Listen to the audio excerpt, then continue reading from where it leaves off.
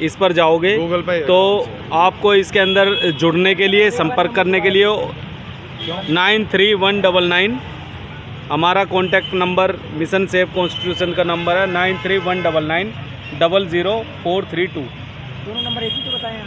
हाँ बिल्कुल एक ही नंबर है, मैं एक बार रिपीट कर देता हूँ 931999 00432। ये मिशन सेव कॉन्स्टिट्यूशन संगठन का नंबर है। हमारा फेसबुक पेज भी है मिशन सेव कॉन्स्टिट्यूशन के नाम से।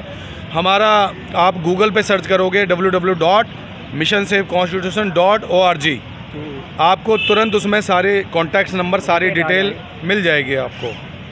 तो यानी कि एक जो है आपका जो है ये मिशन जो है सभी की मदद करेगा, जो अपना बिल्कुल मदद करेगा। जो भी साथी बाबा साहब अम्बेडकर को मानता है, बाबा साहब के अम्बेडकर की विचारधारा को मानता है, जो संविधान को मानता है, संविधान को, ये केवल दलितों का कह के हम छोटा नहीं करना चाहते, संविधान को मानने वाले हर कास्ट, हर वर्ग के लोग हैं, क्योंकि न्याय बाबा साहब ने किसी एक वर्ग के लिए नहीं, सबके लिए किया था। और हमारे साथी जो विकास कांगड़ा, जो मतलब मजबूती से केस लड़ रहे हैं, अभी तक गोलियां भी चली हैं, ये खुद अपनी बात रखेंगे।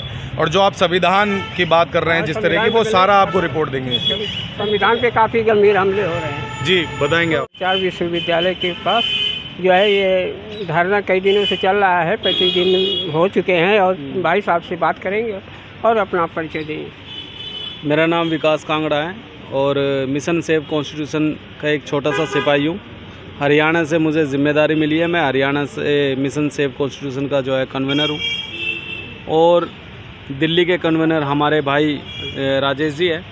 ये जो प्रोटेस्ट यहाँ पर हो रहा है, ये दिल्ली के कन्वीनर जो है हमारे राजेश भाई की निगरानी में हो रहा है, इनकी ज़िम्मेदारी में हो रहा है।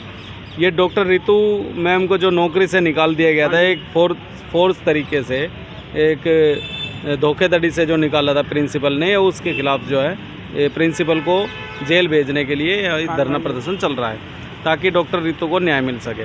और आज 35वां दिन है धरने का। दिन रात हम 24 घंटे यहीं पर रहते हैं और ये धरना वैसे ही चालू रहेगा।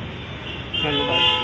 तो आज हम भाई साहब से पूछते हैं कि ये धरना जो है जी काफ़ी दिन हो चुके हैं जी, लेकिन वो जो सरकार आए हैं और एक लोग हैं, पहले तो अपना परिचय दीजिए। परिचय देते पहले हम तो, मेरा नाम राजेश कुमार है और मैं मिशन सेव कॉन्स्टिट्यूशन का दिल्ली कन्वीनर हूँ। अच्छा, ये प्रोटेस्ट जो शुरू हुआ, इसकी रूपरेखा आपके द्वारा? जी, रूपरेखा मेरे इंडिविजुअल नहीं, हमारी मिशन सेव कॉन्स्टिट्यूशन की जो पूरी टीम है, कोर टीम, जिसमें हमारे नेशनल एडवोकेट महमूद पराचा जी, जो नेशनल कन्वीनर है मिशन सेव कॉन्स्टिट्यूशन के, साथ ही हमारे हरियाणा के साथी हैं विकास कांगड़ा जी और मैडम रितु जी हैं जो पंजाब की कन्वीनर हैं, और भी कई साथी हमारे इसमें शामिल हैं। जी पूरी टीम है।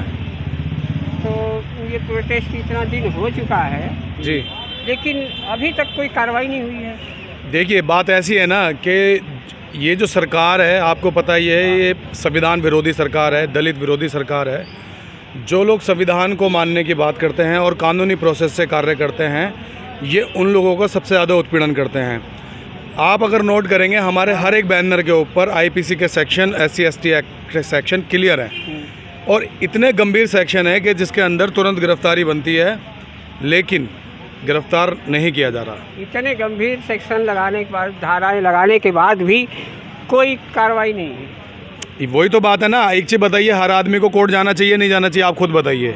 ये अथॉरिटियाँ इसलिए बनाई हुई है कि, और पढ़े लिखे जो अधिकारी, इसलिए इनको नौकरियां दी गई हैं कि जो आवाम के कानूनों की सुरक्षा है वो आपको करनी है। सपोज़ मैं एक एग्जांपल दूं, कोई भी एक रिक्शे वाला है भाई, वो अनपढ़ आदमी है, उसको अपने अधिकार नहीं पता है, लेकिन उसके कानूनों की सुरक्षा को करना ये पुलिस अथॉरिटी की जिम्मेवारी है।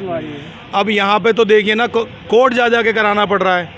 जब हमारे जो मिशन सेव कॉन्स्टिट्यूशन के नेशनल कन्वीनर है, जो सुप्रीम कोर्ट के अधिवक्ता हैं महमूद पराचा जी, जब मजबूती से केस लगा, क्योंकि डॉक्टर रितु से दर की ठोकर खानी थी, 2 साल हो गया उनकी FIR नहीं हो रही थी, 2 साल तक भटकती रही। उनके पास भी एडवोकेट रहे होंगे, लेकिन शायद ऐसा कोई अम्बेडकरवादी एडवोकेट नहीं मिला था जो उनके केस को मजबूती से कोर्ट में रख पाए।